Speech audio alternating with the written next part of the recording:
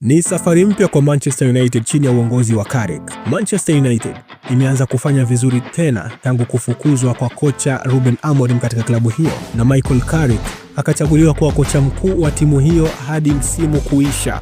Tangu hapo, Manchester imechukua mkondo mwingine kabisa na wamejikakamua kwa ubora wao. Hivi sasa, mashetani hao wekundu wameshinda mara 3 mfululizo, kwanza dhidi ya Manchester City, kisha Arsenal na sasa Fulham. Jambo hilo limewafanya Manchester United kuwa nambari 4 katika michuano ya ligi kuu.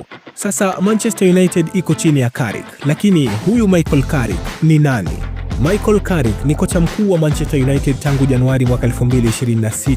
Amejijengea heshima kubwa kutokana na utulivu na uwezo wake wa kiufundi.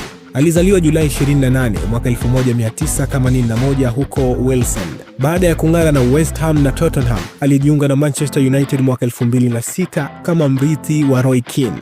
Chini ya uongozi wa Sir Alex Ferguson, Carrick alikuwa injini ya siri ya timu hiyo, akicheza nafasi ya kiungo mchezeshaji kwa utulivu wa hali ya juu na pasi za uhakika zilizounganisha safu ya ulinzi na ushambuliaji. Katika kipindi hicho cha dhahabu cha Carrick, alifanikiwa kushinda mataji 5 ya ligi kuu ya Uingereza na taji la ligi ya mabingwa Ulaya mwaka 2008 huko Moscow.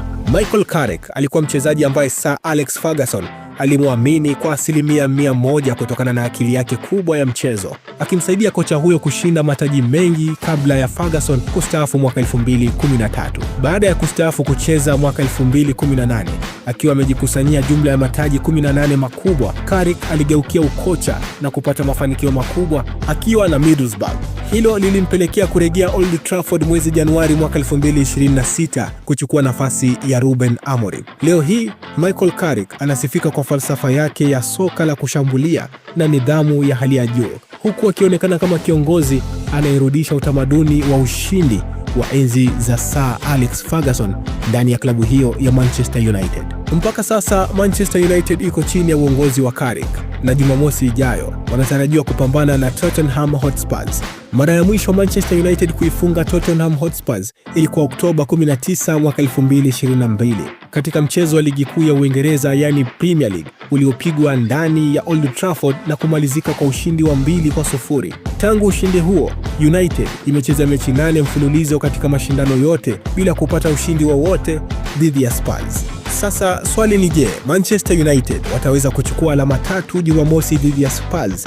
Hebu utuma maoni yako hapo kwenye comment section, na kumbuka hii ni Brainset Soka Faster na mimi ni Ibrahim Jodia.